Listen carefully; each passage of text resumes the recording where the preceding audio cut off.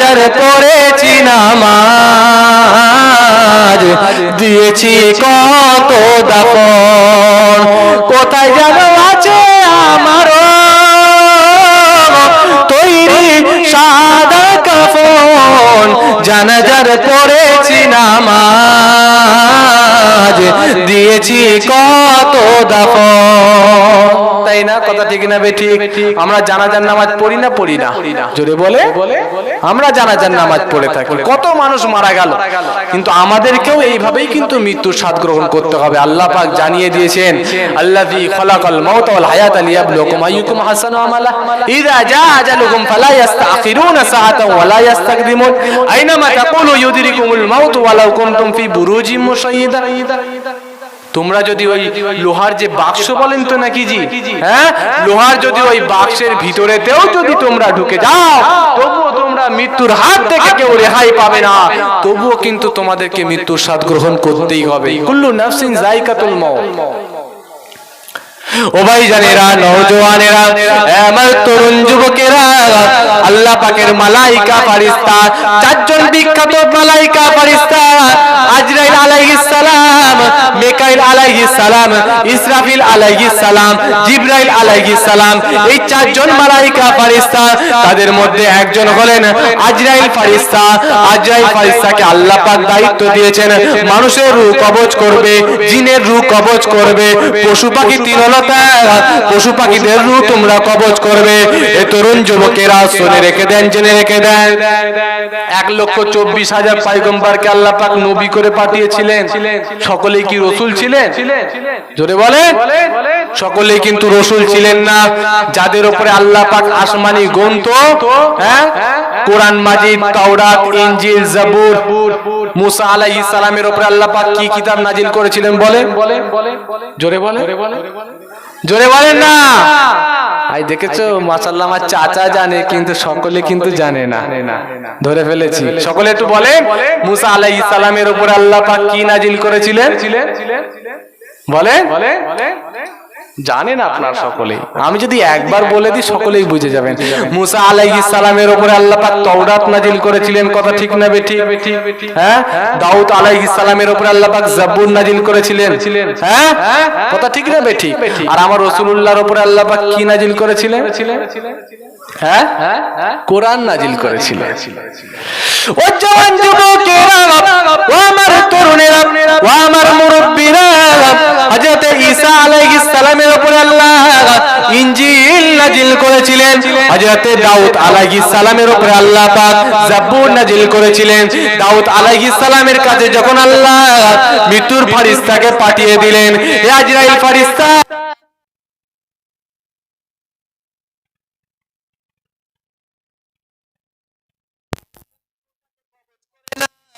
আমার দাউদ নবীর রূহটাকে তুমি কবজ করে নিয়ে আসো। আল্লাহর নবীর আল্লাহ পাকের মালাইকা ফেরেশতা আজরাইল ফেরেশতা চলে গেলেন। দাউদ নবীকে সে বলতে আরম্ভ করলেন, ও আল্লাহ পাকের নবী দাউদ, আপনাকে আল্লাহ দরবারে যেতে হবে। আল্লাহ পাক আমাকে প্রেরণ করেছেন, আল্লাহ পাক আমাকে পাঠিয়েছেন আপনার রূহটাকে কবজ করে নিয়ে যাওয়ার জন্য। আমি আজরাইল ফেরেশতা এসেছি, আপনার রূহটাকে কবজ করে নিয়ে চলে যাব। দাউদ আলাইহিস সালাম তো সময় জানিয়েছিলেন, ও ভাই আজরাইল ভাই, ও ভাই আজরাইল ভাই, আমি 2 রাকাত নামাজ পড়তে চাই, আমি 2 রাকাত নামাজ পড়ে আমি আল্লাহর দরবারে যেতে চাই। আজরাইল ফেরেশতা সে সময় জানিয়েছিলেন, আজরাইল ফেরেশতা সে সময় বলেছিলেন, ও আল্লাহ পাকের নবী দাউদ নবী, আল্লাহ পাক আপনার উপরে রাজি, আল্লাহ পাকের নবী দাউদ নবী, আল্লাহ পাক আপনার উপরে খুশি, ও আল্লাহ পাকের নবী চলেন চলেন আল্লাহ দরবারে চলেন। আপনাকে দুনিয়াতে সময় দেওয়া হবে না, দুনিয়াতে আপনাকে আর একটু টাইম দেওয়া হবে না, 2 রাকাত নামাজ পড়ার সে সময়টা দেওয়া হবে না। কারণ আল্লাহ পাক যখন পাঠাবেন তখন আপনার রূহটাকে কিন্তু কবজ করে নিয়ে যাওয়া হবে। আপনাকে আমি আজরাইল ফেরেশতা টাইম দিতে পারবো না, আপনি আল্লাহ দরবারে চলেন, আপনার উপরে আল্লাহ পাক খুশি আছেন, আপনাকে দুনিয়াতে আর নামাজ পড়ার সময় দেওয়া হবে না। তাহলে দাউদ আলাইহিস সালামকে আল্লাহ পাক কি সময় দিয়েছিলেন? জোরে বলে যে না দাঁড়াও, এখন তো আমার দাড়ি কালো সাদা হোক তারপর নামাজ পড়বো, তাই না? হ্যাঁ, অনেকে মনে করে যে না আগে আমার দাড়ি সাদা হোক তারপরে মসজিদের দিকে যাব। এখন কিসের চাচা, কি করছো ভাই? চাচা আমার দাঁড়িয়ে দাঁড়িয়ে কি করছে? চাষের কাজ করছে। ভাইপো একটু ভালো মানুষ, নামাজ কালাম পড়ে, তো ভাইপো এখন ডাকছে চাচা চলো না মসজিদের দিকে যাই, একটু নামাজটা পড়তে হবে তো। হ্যাঁ, আস্তে আস্তে করে তো এবার দাঁড়ি পাকতে চললো, চলো একটু মসজিদের দিকে যাই। তুই যা, বেশি জ্ঞান দিসনি তো, তুই যা। ও আমি আল্লাহর সাথে বুঝে নেবো। কি অবস্থা, বলছে আমি আল্লাহর সাথে বুঝে নেবো, তুই চলে যা। কঠিন পরিস্থিতি, বলছে আল্লাহর সাথে বুঝে নেবে। আল্লাহ পাক সে বুঝতে দেবে তো? হ্যাঁ, এমন জায়গায় টিপে ধরবে না, উঠে দাঁড়াতে পারবে না, খালি বলবে যে আমি আল্লাহ পাক তোমাকে চোখ দিয়েছিলাম, চোখের জন্য তুমি কতটা শুকরিয়া যাপন করেছিলে। পারবেন না, সে ধরা কিন্তু সেদিনে কিন্তু পড়ে যেতে হবে। কারণ যেহেতু আল্লাহ পাক আমাকে আপনাকে দুনিয়াতে প্রেরণ করেছেন, পাঠিয়েছেন, ইবাদতের জন্য পাঠিয়েছেন, সেই ইবাদত কিন্তু করে যেতে হবে, সময় থাকতে করতে হবে। ওই মৃত্যুর ফারিস্তা আজরাইল ফারিস্তা চলে আসলে তখন কিন্তু আর সময় দেওয়া হবে না। হযরত দাউদ আলাইহিস সালামের সন্তান, দাউদ আলাইহিস সালামের ছেলে হযরত সুলাইমান আলাইহিস সালাম, কথা বলতে পারবে? হযরত সুলাইমান আলাইহিস সালামের কাছে যখন আল্লাহ আজরাইল ফারিস্তাকে প্রেরণ করে দিলেন, হে আজরাইল ফারিস্তা যাও যাও চলে যাও, আমার সুলাইমানের তুমি রূহটাকে কবজ করে নাও। সুলাইমান আলাইহিস সালাম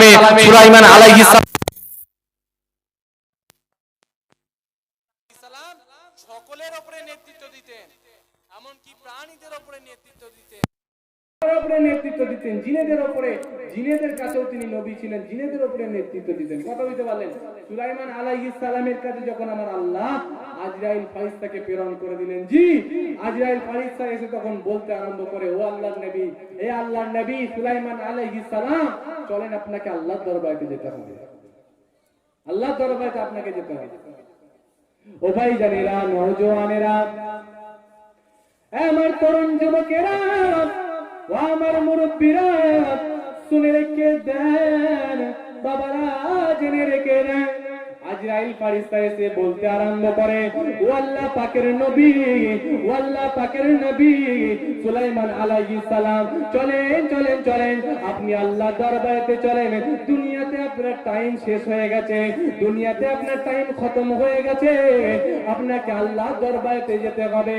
সুলাইমান আলাইহিস সালাম সে সময় জানিয়েছিলেন, ও আজরাইল ফারিস্তা, আমি এক গ্লাস পানি পান করতে চাই, এক গ্লাস পানি পান করতে চাই, আমি এক গ্লাস পানি পান করে, আমি এক গ্লাস পানি খেয়ে আমি আল্লাহ দরবারে যেতে চাই। এক গ্লাস পানি পান না করে আমি আল্লাহ দরবারে এখন যাব না, আমি এক গ্লাস পানি পান করে আমি আল্লাহ দরবারে যেতে চাই। হযরত আজরাইল ফারিস্তা সময় জানিয়েছিলেন, ও আল্লাহ পাকের নবী সুলাইমান নবী, শুনে রেখে দেন, জেনে রেখে দেন, আপনাকে দুনিয়াতে পানি পান করেন সে সময়টা দেওয়া হবে না, পানি পান করতে দেওয়া হবে না। আপনার উপরে আল্লাহ পাক খুশি, আপনি আল্লাহ পাকের জান্নাতে চলেন, আল্লাহ পাক আপনাকে জান্নাতি শরবত পান করিয়ে দেবে। কিন্তু দুনিয়াতে আপনাকে পানি পান করার সে সময় কিন্তু দেওয়া হবে না। দুনিয়াতে আজরাইল ফারিস্তা উনাকে পানি পান করার পর কিন্তু সেই সময়টা দেননি, পানি পান করার সে সময়টা কিন্তু আজরাইল ফারিস্তা দেননি। নবীদেরকে আল্লাহ পাক ছাড়েন না। আর আমরা মনে করি যে না আমার এখন দাড়ি কাঁচা, আমি কেন নামাজ পড়তে যাব, দাঁড়াও একটু বুড়ো হই তারপর তো নামাজ পড়তে যাব, তাই না? মনে করে যে না আমি হয়তো সারা বছর বাঁচবো। আচ্ছা এইটা বলেন যে কি আপনারা, যে ডাক্তারেরা তারা মৃত্যুবরণ করে না, করে না? জোরে বলেন। তারাও করে। কারণ আমরা অনেকে মনে করি যে না আমার হার্টের অসুখ, সুগারের অসুখ, হ্যাঁ প্রেসার লো, তারপরে আমার কিডনি ড্যামেজ, সব কি করছে না আপনাদের ওই বড় ওই হসপিটালটাতে, হসপিটাল থেকে ওষুধ খায় আর মনে করে যে না আমি এবার বাঁচবো, ওষুধ খাবে বাঁচবো, ওষুধ খাবে বাঁচবো। আচ্ছা ওষুধ খেয়েই যদি মানুষ বেঁচে থাকতো তাহলে ওই বড় বড় ডাক্তারগুলো কি মরতো? বলে ডাক্তারেরা মরতো? তারা নিজেরাই মরতো না। আর আমরা মনে করি যে না একটু শরীরটা খারাপ লাগছে, মাথাটা একটু যন্ত্রণা করছে, না ফুরফুরা শরীফে গিয়ে হুজুর কেবলাদের কাছ থেকে আরম্ভ করে বা পীরনগর দরবার শরীফে গিয়ে ওখান থেকে হুজুরদের কাছ থেকে তাবিজ করে নিলাম। তাবিজ করে নিয়ে পরে কি করলেন, সাময়িক সুস্থ থাকে, সাময়িক কিছুক্ষণের জন্য 1 মাস 2 মাস 5 মাস 1 বছর আপনি ভালো থাকলেন, সুস্থ থাকলেন, কিন্তু এই তাবিজ করে কি আপনি সারা জীবন বাঁচবেন? জোরে বলেন, বাঁচবেন না। কারণ তাবিজ করে যদি মানুষ বেঁচে যেত তাহলে ওই সমস্ত বড় বড় হুজুর কেবলারা তারা কি সারা জীবন বাঁচতেন না? তারাও তো তাহলে সারা জীবন বাঁচতো, তারা কি মৃত্যুবরণ করতো? তারাও মৃত্যুবরণ তাহলে করতো না। আমি এটাই বোঝাতে চাইছি যে তাবিজ করে সারা জীবন বাঁচা যাবে না, আর ওষুধ খেয়েও কিন্তু আপনারা সারা জীবন বাঁচতে পারবেন না। তাই সময় থাকতে কিন্তু আপনাকে আমাকে পরিবর্তন হতে হবে। আজকাল মানুষ কি হয়ে গেছে জানেন, দুনিয়াতে মানুষেরা 3টে জিনিসের পিছনে বেশি দৌড়াচ্ছে। কটা জিনিস বললাম? জোরে বলেন, 3টে জিনিসের পিছনে। 1 নাম্বার, আমি কিন্তু একটা জিনিস ছেড়ে এসেছি, ওই মানে উম্মতে মুহাম্মাদিকে আল্লাহ কি সম্মানটা দিয়েছে, আর এই যে শবে বারাত যেটা আসছে, এই মানে নিসফু মিন শাবান, এই যে মানে এই 15 তারিখ, এই শাবান মাসের যে 15 তারিখ, এই শবে বারাতের রাতের যে কি গুরুত্ব আছে একটু বলবো আপনাদেরকে, মধ্যে লাস্টে অল্প সময়ে বলবো। সময় তো খুব অনেক বেজে গেছে, সময় তো খুব অল্প, সেজন্য অল্প সময়ের জন্য বলবো। যে কথা আমি বলছিলাম যে না মানুষ আজকে 3টে জিনিসের পিছনে দৌড়াচ্ছে। কটা জিনিস? 3টে জিনিস। 1 নম্বরে মানুষ চায় যে তার নাম ডাক যেন সকলের মুখে মুখে হয়ে যায়, তার নাম যেন 1 নম্বরে মানুষ যেন একবারে চিনে যায় যে আমি কে, না আমার নাম হলো কি, আমি কে, সেটা যেন মানুষ এক বাক্যে চিনে যায়। তার জন্য বড় বড় নেতারাও চেষ্টা চালাচ্ছে, তারা কিভাবে ফেমাস হবে, তার নাম কি করে মানুষের মুখে মুখে হবে। কি করছে না, একটা ছেলে হয়তো কেউ টুকটাক রাজনীতি করছিল, মুসলমানের ছেলে, একটা মুসলমানদের পাড়ায় তো 3টে 4টে করে গুরু, তাই না? এই পার্টি করে, ও সেই পার্টি করে, ও ওই পার্টি করে। একটা মুসলমান আর একটা মুসলমানকে মারলো, যে মারলো সে ফেমাস হয়ে গেল, তাই না? বড় নেতা যে না হেভি মারতে পেরেছে, তাই না?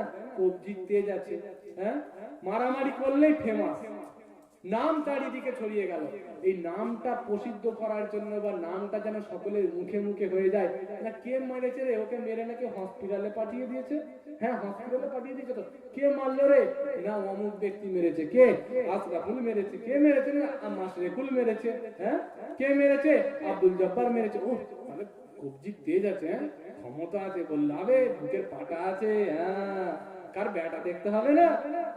কথা বলি বললেন, মানুষ চাই যে তার নামটা যেন সকলের মুখে মুখে ছড়িয়ে যায়। তার জন্য মানুষ মারতে হয় মারবে, কাটতে হয় কাটবে, মার্ডার করতে হয় করবে, সব করবে, কিন্তু সকলের যেন তার নামটা যেন সকলের মুখে মুখে ছড়িয়ে যায়। কথা ঠিক না বেঠিক? এরকম মানুষ আছে না নাই বলে? আর ইউটিউবের যুগ, মানুষ আজকাল ইউটিউবে ফেমাস হওয়ার জন্য কি না কি করছে। আস্তাগফিরুল্লাহ রাব্বি। মানুষ ধরে ধরে একজনকে কোনো মানে কি বলবো, আর মানে একজন অপরজনকে মারছে, বা একজন কোনো একটা মন্তব্য করেছে, তাকে নিয়ে যত রকম ভাবে টর্চার করা যায় তার পুরো মানে একদম গোষ্ঠী উদ্ধার করে দিচ্ছে এই ইউটিউবের সামনে এসে।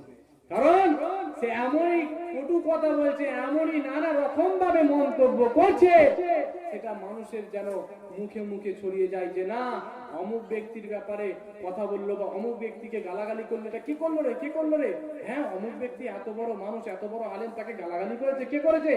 না অমুক ব্যক্তি করেছে। ও বাবা, মানে নামটা যে সকলের মুখে মুখে ছড়িয়ে যাচ্ছে। কথা ঠিক না বেঠিক বলে? নামটা সকলের মুখে মুখে ছড়িয়ে দেওয়া চায়। মানুষ এখন নাম প্রেমী হয়ে গেছে। নাম ও জান যুবকেরা, ও আমার মুরব্বীরা, ও আমার তরুণেরা, শুনে রেখে দেন, মানুষ এখন নামের পিছনে দৌড়ায়। মানুষ চাই তাকে যেন মানুষ এক বাক্যে চিনে যায়, মানুষ চাই তার যেন নামটা সকলের মুখে মুখে হয়ে যায়। এ তরুণ যুবকেরা শুনে রেখে দেন, জেনে রেখে দেন, মানুষ যখন মৃত্যুবরণ করবে, মানুষ যখন মারা যাবে, তাকে কেউ আর বড় ডাক্তার সাহেবকে ডাকবে না, তাকে কেউ আর বড় মাস্টার সাহেব বলে কেউ ডাকবে না, তাকে কেউ আর বড় প্রফেসর সাহেব বলে ডাকবে না, বড় পীর সাহেব বলে কেউ ডাকবে না। তার নামটাকে আমার আল্লাহ চেঞ্জ করে দেবেন, তার নামটাকে আমার আল্লাহ পাক পরিবর্তন করে দেবেন, তার নামটাকে আমার আল্লাহ লাশেতে পরিণত করে দেবে। কথা বলেন ঠিক কিনা? আর একটু জোরে বলে। প্রথমেই আল্লাহ পাক তার নামটাকে চেঞ্জ করে দেবে, তার নামটাকে আল্লাহ পাক পরিণত করে দেবে, পরিবর্তন করে দেবে, লাশেতে পরিণত করে দেবেন। লাশকে কখন তোলা হবে, লাশকে কখন দাফন করা হবে, লাশকে কখন গোসল করা হবে, লাশকে কখন জানাজা দেওয়া হবে, লাশকে কখন কাফন পরানো হবে, তার নাম ডাক্তার সাহেব বলে কেউ ডাকবে না। ডাক্তার সাহেবের কখন জানাজা হবে এটা কেউ আর বলবে না। মাস্টার সাহেবের কখন জানাজা হবে এটা কেউ আর বলবে না। ব্যারিস্টার সাহেবের কখন জানাজা হবে এটা কেউ আর বলবে না। পীর সাহেবের কখন জানাজা হবে এটা কেউ আর বলবে না। সবাই তাকে লাশ লাশ লাশ বলে ডাকতে আরম্ভ করবে। লাশের কখন জানাজা হবে, লাশকে কখন দাফন করানো হবে, লাশকে কখন কবরের মধ্যে শোয়ানো হবে, তার নামটাকে আল্লাহ পাক পরিবর্তন করে দিয়ে লাশেতে পরিণত করে দেয়। কথা ঠিক না ঠিক? লাশ লাশ লাশ বলে না, জোরে বলে। লাশ বলতে আরম্ভ করে, সকলে বলে যে লাশ। লাশকে কখন দাফন করা হবে, লাশকে কখন জানাজা দেওয়া হবে। হ্যাঁ, ভালো চাইলে কিছু করে যাস, আর না হলে কিন্তু যখন কবরের মধ্যে শোয়ানো হবে তখন ওই কবরের মধ্যে কিন্তু কিছুগুলো পড়ে দেবে কিন্তু বাঁশ, কিছুগুলো ওই কবরের মধ্যে কিন্তু ভরে দেবে বাঁশ।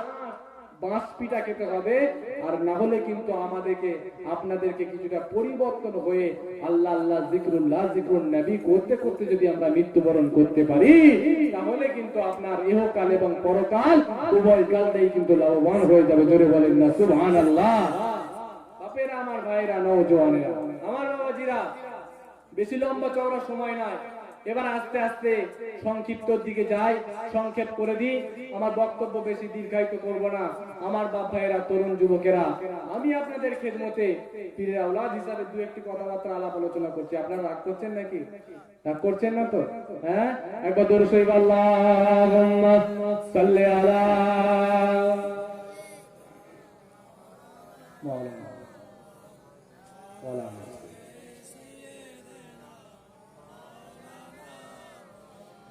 গড়েছ তুমি এই পৃথিবী জাহান, আল্লাহ মহান, তুমি আল্লাহ মহান। জোরে বলবেন না সুবহানাল্লাহ? আর একটু জোরে হবে না সুবহানাল্লাহ? গড়েছ তুমি এই পৃথিবী জাহান, আল্লাহ মহান, তুমি আল্লাহ মহান, আল্লাহ মহান, তুমি আল্লাহ মহান, আল্লাহ মহান, তুমি আল্লাহ মহান। তুমি হাসাও, তুমি তো কাঁদাও, অন্ধ বোবাকে রিজকে যোগাও। তুমি হাসাও, তুমি তো কাঁদাও, অন্ধ বোবাকে রিজকে যোগাও। করলে হাহাকার তৃষ্ণা পিপাসায়, করলে হাহাকার তৃষ্ণা পিপাসায়, বৃষ্টির পানিতে প্রাণটাকে ভেজাও। জোরে ভাই না, জোরে বলা যাবে না সুবহানাল্লাহ? হয়নি হবে না তোমারই সমান, হয়নি হবে না তোমারই সমান, আল্লাহ মহান, তুমি আল্লাহ মহান। করেছো তুমি এই পৃথিবী জাহান, আল্লাহ মহান, তুমি আল্লাহ মহান। সূর্য ওঠে রোজ পূর্ব আকাশে, জোছনা ছড়ায় চাঁদ রাত্রি আকাশে। সূর্য ওঠে রোজ পূর্ব আকাশে, জোছনা ছড়ায় চাঁদ রাত্রি আকাশে। অশান্ত এই মন শান্ত হয়ে যায়, অশান্ত এই মন শান্ত হয়ে যায়, তোমারই দেওয়া রহমত বাতাসে। দিয়েছো তুমি এই মধুরী জীবন, আল্লাহ মহান, তুমি আল্লাহ মহান। করেছো তুমি এই পৃথিবী জাহান, আল্লাহ মহান, তুমি আল্লাহ মহান। জোরে বলেন না সুবহানাল্লাহ? জোরে একটু বলা যাবে না সুবহানাল্লাহ?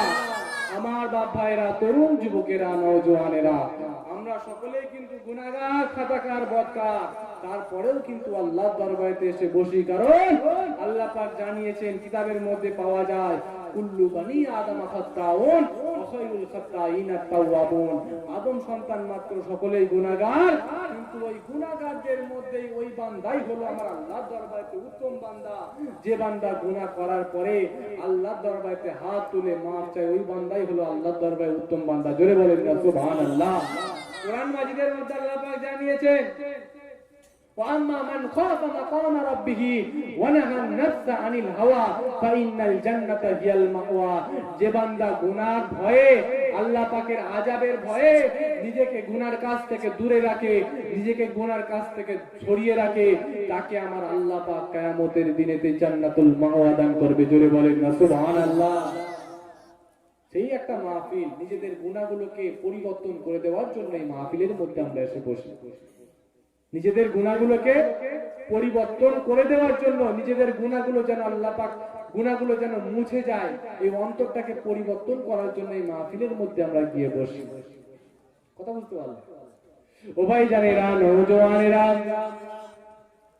ও জওয়ান যুবকেরা, বনি ইসরাইলের যুগেতে একজন মানুষ এত গুনার কাজ করেছিল, এতটা পাপের কাজ করেছিল, এতটা গুনার কাজ করেছিল, গ্রামের মানুষেরা গ্রাম ছাড়া করে দিয়েছিল, শহরের মানুষেরা শহর ছাড়া করে দেয়। কারণ আমরা যে রাসূলুল্লাহর উম্মত, উম্মতে মুহাম্মাদীকে তো আল্লাহ অনেক সম্মান দিয়েছে, আর উম্মতে মুহাম্মাদীকে আল্লাহ পাক সরাসরি বা ডাইরেক্ট তৎক্ষণাৎ কিন্তু আল্লাহ পাক ধ্বংস করেন না, কিন্তু ওই সমস্ত যে নবীদের আল্লাহ পাক বেলায়, ওই সমস্ত নবীর উম্মতদের বেলায় আল্লাহ পাক কিন্তু সঙ্গে সঙ্গে যখন বান্দা গুনার কাজ করে, একদম ভরপুর গুনার কাজ করে, তখন কিন্তু আল্লাহ পাক সঙ্গে সঙ্গে কিন্তু আযাব নাজিল করতেন। কথা বুঝতে পারলেন? ওই যে বনি ইসরাইলের যুগে এত গুনার কাজ করছে, গ্রামের মানুষেরা বলছে যাও, চলে যাও, চলে যাও, আমাদের গ্রাম ছাড়া হয়ে যাও, গ্রাম থেকে তুমি চলে যাও, এই গ্রাম ছাড়া হয়ে যাও। কারণ যখন তোমার উপরে আল্লাহর গজব আসবে, তখন তো তোমার একার উপরে আসবে না, তোমার কারণে আমাদের উপরে আসবে। কারণ তোমার উপরে যদি বজ্রাঘাত আসে, সেটা কি শুধুমাত্র তার একার ক্ষতি হয়? কারোর উপর, ঘরের উপরে যখন বজ্রাঘাত আসে, তো তার পাশের বাড়ির লোকেরও ক্ষতি হয় না, হয় না? জোরে বল, ক্ষতি হয়। তো গ্রামের মানুষেরা সে সময় বলছিলেন যে তুমি গ্রাম ছাড়া হয়ে যাও, এত গুনার কাজ করছো, একজন ব্যক্তি এত গুনার কাজ করছে, তাকে গ্রামের মানুষেরা বলছে যাও যাও, চলে যাও, তুমি গ্রাম ছাড়া হয়ে যাও, গ্রাম ত্যাগ করে না। শহরে গিয়ে আরম্ভ করে, থাকা আরম্ভ করে, ওখানে ভালো কাজকর্ম করে, ওখানে আবার থাকতে থাকতে থাকতে থাকতে অনেক গুনার কাজ করা আরম্ভ করে, মদ খাওয়া আরম্ভ করে, তারি খাওয়া আরম্ভ করে, নানা রকম যে সমস্ত গুনার কাজগুলো ছিল, জেনা করা থেকে আরম্ভ করে নানা রকম, নামাজ রোজা কিচ্ছু নাই, যে কাজগুলো করলে আল্লাহ আল্লাহ রাসূল খুশি হবে, সেই কাজগুলো কোনো কিছু করে নাই। তখন ওই সমস্ত শহরের ব্যক্তিরা তখন বলতে আরম্ভ করে তুমি শহর ছাড়া হয়ে যাও। ও ভাই জানেরা, নওজওয়ানেরা, গ্রামের মানুষেরা বলতে আরম্ভ করে যাও যাও, চলে যাও, চলে যাও, গ্রাম ছাড়া হয়ে যাও। শহরের মানুষেরা বলতে আরম্ভ করে যাও যাও, চলে যাও, শহর ছাড়া হয়ে যাও, তোমাকে আর এই শহরের মধ্যে থাকতে হবে না। কারণ তোমার উপরে যখন আল্লাহর গজব আসবে, তোমার একার উপরে আসবে না, তোমার কারণে আমাদের উপরেও কিন্তু আল্লাহ পাকের গজব আসবে, আল্লাহ পাকের আযাব আসবে। তাই চলে যাও, চলে যাও, চলে যাও, আমাদের এই শহর ছাড়া হয়ে যাও। আল্লাহ পাকের ওই বান্দা, আল্লাহ পাকের ওই বান্দা শহর ছাড়া হয়ে যায়, ওই শহর থেকে ওই স্থান ত্যাগ করে নেয়। হঠাৎ করে দেখা যায় তার বড্ড শরীরের কন্ডিশনটা খুব খারাপ হয়ে যায়, তার শরীরের অবস্থা বড্ড খারাপ হতে যায়। আল্লাহ দরবারে মনে করে আমি তো এবার মারা যাব, হয়তো আমি হয়তো এবার মৃত্যু বরণ করব। তাই আল্লাহ দরবারে একটুখানি মাফ চেয়ে, কারণ আমার আল্লাহ পাক হলেন ক্ষমাশীল। লা তাকনাতু মির রাহমাতিল্লাহ, আমার বান্দারা তোমরা রহমত থেকে দূরে সরে যাবে না। আমি আল্লাহ দরবারে মাফ চাও, আমি আল্লাহ পাক তোমাদের গুনাহগুলোকে মাফ করে দেব। ও জওয়ান যুবকেরা, ও আমার মুরব্বীরা, ওই বনি ইসরাইলের ওই ব্যক্তি আল্লাহ দরবারে মাফ চায়, আল্লাহ দরবারে ক্ষমা চাই। এই রব্বুল আলামিন আল্লাহ, আপনি আমাকে মাফ করে দেন, আপনি আমাকে ক্ষমা করে দেন, আপনি আমাকে মাফ করে দেন। আপনি যদি না মাফ করেন, আমাদেরকে কেউ আর মাফ করার নাই। আল্লাহ দরবারে রোনাজারি করে, চোখের পানি ঝরিয়ে দিয়ে আল্লাহ দরবারে কাঁদতে আরম্ভ করে। এই রব্বুল আলামিন আল্লাহ পাক, আপনি আমাকে ক্ষমা করে দেন, আপনি আমাকে মাফ করে দেন, আপনি আমাকে ক্ষমা করে দেন, মাফ করে দেন। ওই বান্দা যখন কাকুতি মিনতি করে আল্লাহ দরবারে কাঁদা করছিল, আল্লাহ পাক তখন পাঠিয়ে দিলেন, যাও যাও চলে যাও আজরাইল ফেরেশতা, আমার ওই বান্দার রূহটাকে কবজ করে নাও, আমার ওই বান্দার রূহটাকে কবজ করে নাও। তার রূহটাকে কবজ করে নেওয়া হলো। মুসা আলাইহিস সালাম, বনি ইসরাইলের যুগের নবী মুসা আলাইহিস সালামের উপর আল্লাহ পাক কি নাজিল করেছিলেন? জোরে বলেন, তাওরাত নাজিল করেছিলেন। তো মুসা আলাইহিস সালামকে আল্লাহ পাক জানিয়ে দিলেন, হে নবী মুসা, অমুক অমুক জায়গায় অমুক অমুক স্থানে একজন আমার নেক বান্দা, আমারই মুত্তাকি বান্দা একজন ইন্তেকাল করেছে, তোমার উম্মতদেরকে জানিয়ে দাও, ওই বান্দার যারা জানাজা নামাজ আদায় করবে তাদের জিন্দেগীর গুনাহগুলোকে আমি আল্লাহ পাক ক্ষমা করে দেব। জোরে বলেন না সুবহানাল্লাহ। এত পাপের কাজ করেছিল, এত গুনার কাজ করেছিল, এত গুনার কাজ করেছে। গ্রামের মানুষেরা কিন্তু গ্রাম ছাড়া, শহরের মানুষেরা কিন্তু শহর ছাড়া। কিন্তু মুসা আলাইহিস সালামকে আল্লাহ পাক জানিয়ে দিলেন, ওই বান্দার যারা জানাজা নামাজ আদায় করবে তাদের জিন্দেগীর গুনাহগুলোকে আমি আল্লাহ পাক maaf করে দেব। মুসা আলাইহিস সালাম তার সঙ্গী সাথীদেরকে নিয়ে চলে গেলেন, ওই স্থানে চলে গেলেন যেখানে মানুষটা ইন্তেকাল করেছিল। ওইখানে গিয়ে দেখতে আরম্ভ করে যে এই বান্দাটা কে, এই মানুষটা কে, যার জানাজা নামাজ আদায় করলে আমাদের জিন্দেগীর গুনাহগুলো maaf হয়ে যাবে, আমাদের গুনাহগুলোকে আমার আল্লাহ maaf করে দেবে, এই মানুষটা কে? তখন দেখতে পাই যে এটার অন্য কেউ না, এটার অন্য কেউ নয়, যাকে আমরা গ্রাম ছাড়া করে দিয়েছিলাম, শহর ছাড়া করে দিয়েছিলাম, অনেক পাপের কাজ করতে বলে, এই মানুষটার জানাজা নামাজ আদায় করলে আমাদের জিন্দেগীর গুনাহগুলোকে আমার আল্লাহ পাক maaf করে দেবে। জোরে বলেন না সুবহানাল্লাহ। আল্লাহ দরবারে জানতে চাইলেন, জানাজা নামাজ হয়ে গেল, মুসা আলাইহিস সালাম আমার আল্লাহ দরবারে জানতে চাইলেন, আল্লাহ এই বান্দাটা তো অনেক গুনাহগার বান্দা। ও ভাই জানেরা, নওজওয়ানেরা, আমার তরুণ যুবকেরা, ও আমার মুরব্বীরা, শুনে রেখে দেন, জেনে রেখে দেন, আল্লাহ পাকের নবী মুসা আলাইহিস সালাম আল্লাহ দরবারে জানতে চাইলেন, এই রব্বুল আলামিন আল্লাহ, এই বান্দাটা বড্ড পাপের কাজ করেছিল, আপনার এই বান্দা বড্ড গুনার কাজ করেছিল, তার কারণে গ্রামের মানুষেরা গ্রাম ছাড়া করে দিয়েছিল, শহরের মানুষেরা শহর ছাড়া করে দিয়েছিল, গ্রামের মানুষেরা গ্রাম ছাড়া করে দিয়েছিল। এই রব্বুল আলামিন আল্লাহ, এই বান্দা কেমন করে আপনার দরবারে এত প্রিয় হয়ে গেল, আপনার এত কাছের হয়ে গেল? এই রব্বুল আলামিন আল্লাহ পাক একটুখানি আপনি আমাকে জানিয়ে দেন। আল্লাহ পাক সে তোমায় জানিয়েছিলেন, হে নবী মুসা রে, শুনে রেখে দাও, জেনে রেখে দাও, এত গুনার কাজ করেছিল, গ্রামের মানুষেরা তোমরা গ্রাম ছাড়া করে দিয়েছিলে, শহরের মানুষেরা তোমরা শহর ছাড়া করে দিয়েছিলে। যখন অসুস্থ হয়ে পড়ে মৃত্যুর আগে আমি আল্লাহ দরবারে মাফ চাই, আমি আল্লাহ দরবারে কাঁদা করে, কাকুতি মিনতি করে, এই রব্বুল আলামিন আল্লাহ, আপনি আমাকে ক্ষমা করে দেন, আপনি আমাকে মাফ করে দেন, আপনি তো আমার স্রষ্টা, আপনি তো আমার সৃষ্টিকর্তা, আপনি তো আমার সৃষ্টিকর্তা, এই রব্বুল আলামিন আল্লাহ, ক্ষমা করে দেন, মাফ করে দেন। এভাবে যখন কাকুতি মিনতি করে আমি আল্লাহ দরবারে মাফ চাইতে লাগে, আমি আল্লাহ দরবারে ক্ষমা চাইতে লাগে, আমি রব্বুল আলামিন আল্লাহ ক্ষমাশীল দয়ালু, আমি ওই বান্দার মাফ চাওয়াটাকে পছন্দ করে নি, আমি ওই বান্দার কাঁদাটাকে ফিরাতে পারলাম না, আমি ওই বান্দার কাঁদাটাকে ফিরিয়ে দিতে পারলাম না, আমি ওই বান্দার কাঁদাটাকে বড্ড পছন্দ করে নিয়ে, বড্ড ভালোবেসে নিয়ে তার জিন্দেগির গুনাহগুলোকে আমি আল্লাহ পাক ক্ষমা করে দিয়ে তার নামটাকে আমি আল্লাহ ওই আল্লাহদের খাতায় লিখে দিয়েছি। আমি আল্লাহ পাক তার জিন্দেগির গুনাহগুলোকে মাফ করে দিয়েছি, ক্ষমা করে দিয়েছি, তার নামটাকে আমি আল্লাহ ওলি আল্লাহদের খাতায় লিখে দিয়েছি। কারণ ওই বান্দা মৃত্যুবরণ করার আগে, মারা যাওয়ার আগে আল্লাহর দরবারে মাফ চেয়েছিল, কাঁদা করেছিল, রোনাজারি করেছিল, কাঁদা করেছিল যে আল্লাহ আপনি আমাকে ক্ষমা করে দেন, আল্লাহ আপনি আমাকে মাফ করে দেন, আল্লাহ আপনি যদি মাফ না করেন তাহলে আল্লাহ কে মাফ করবে, আল্লাহ আপনি আমাকে ক্ষমা করে দেন।